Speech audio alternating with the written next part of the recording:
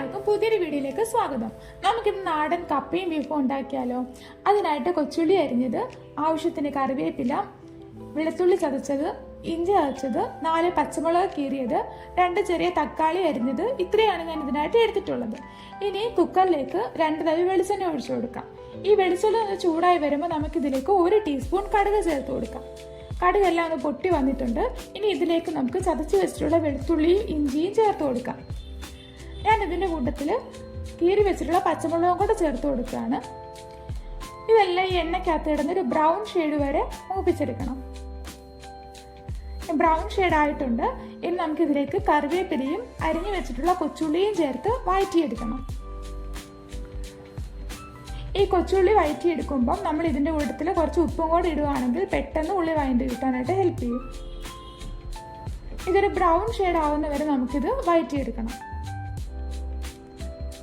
ഇപ്പം ഏകദേശം ബ്രൗൺ ഷെയ്ഡേ വരുന്നുണ്ട്. ഇനി നമുക്കിതിലേക്ക് അരിഞ്ഞു വെച്ചിട്ടുള്ള തക്കാളി ചേർത്ത് കൊടുക്കാം. തക്കാളി നന്നായിട്ട് വഴറ്റിയെടുക്കുക.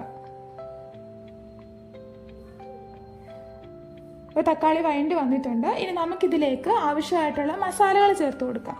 അതിനായിട്ട് ഞാനിവിടെ 3 ടേബിൾ സ്പൂൺ മുളക് പൊടിയും 3 ടേബിൾ സ്പൂൺ മല്ലിപ്പൊടിയും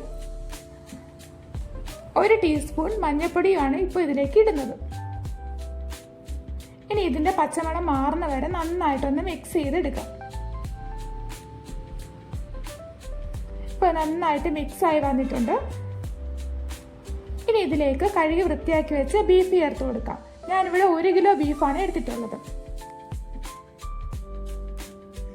ഈ ബീഫിലേക്ക് നമ്മളിനി 1.5 ടീസ്പൂൺ കുരുമുളക് പൊടിയും 1.5 ടീസ്പൂൺ ഗരം മസാലയും ആവശ്യത്തിന് ഉപ്പും കൂടെ ചേർത്ത് വേണം ഇളക്കി യോജിപ്പിക്കാൻ. ഞാനിപ്പോൾ ഇവിടെ നന്നായിട്ട് ഇളക്കി യോജിപ്പിക്കുന്നുണ്ട്. ഇനി ഇതിലേക്ക് ബീഫ് വേകാൻ ആവശ്യത്തിനുള്ള വെള്ളവും കൂടെ ചേർത്ത് ഒരു 6 വിസിൽ വരുന്നവരെ നമ്മൾ അടച്ചു വെച്ച് വേവിക്കണം. ഇതിവിടെ നിന്ന് വേകട്ടെ. നമുക്ക് അപ്പോഴത്തേക്ക് കപ്പയ്ക്കുള്ള അരപ്പ് റെഡിയാക്കാം. അതിനായിട്ട് ചിരകിയ തേങ്ങ, 3 വെളുത്തുള്ളി, 1 പച്ചമുളക്, ആവശ്യത്തിന് കറിവേപ്പില, 3/4 ടീസ്പൂൺ ജീരകം, 1 ടീസ്പൂൺ മഞ്ഞൾപ്പൊടി എല്ലാം ചേർത്ത് ഞാനിത് അരച്ചെടുത്തിട്ടുണ്ട്. ഇനി ഈ അരപ്പ് നമുക്ക് വേവിച്ച് വെച്ചിട്ടുള്ള കപ്പയിലേക്ക് ചേർത്ത് കൊടുക്കാം. ആവശ്യത്തിന് ഉപ്പും കുറച്ച് വെള്ളവും കൂടെ ഒഴിച്ചൊന്ന് ആവി കയറ്റിയെടുക്കണം. ഇങ്ങനെ ചെയ്യുന്നത് നമുക്ക് ഈ അരപ്പിൻ്റെ പച്ചമണം ഒന്ന് മാറാൻ വേണ്ടിയിട്ടാണ്. ഇപ്പോൾ നന്നായിട്ട് ആവി വന്നിട്ടുണ്ട്. ഇനി ഇതിലേക്ക് കടുക് പൊട്ടിച്ച് ചേർക്കണം. അതിനായിട്ട് ഞാനിവിടെ ഒരു പാനിൽ എണ്ണ ഒഴിച്ച് കടുക് പൊട്ടിച്ചിട്ടുണ്ട്. ഇതിലേക്ക് ഇനി ഒരു വറ്റൽമുളക് 3ആയി കണ്ടിച്ച് ചേർത്ത് കൊടുക്കാം.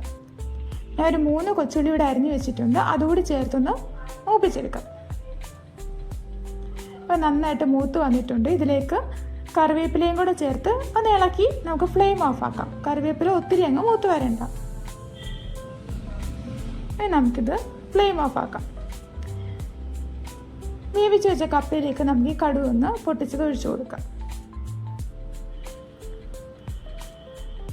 ഇനി ഇത് നന്നായിട്ടൊന്ന് ഇളക്കി ഇടിച്ചെടുക്കണം.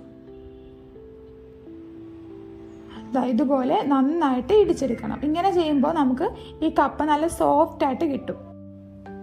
കപ്പയ്ക്കൊരു പ്രത്യേക ടേസ്റ്റ് കിട്ടാനാണ് നമ്മൾ ഈ കടുക് പൊട്ടിച്ച് ചേർക്കുന്നത്. അങ്ങനെ നമ്മുടെ നാടൻ സ്റ്റൈലിലുള്ള കപ്പയും ബീഫും റെഡി ആയിട്ടുണ്ട്. എല്ലാവരും ട്രൈ ചെയ്ത് നോക്കണേ.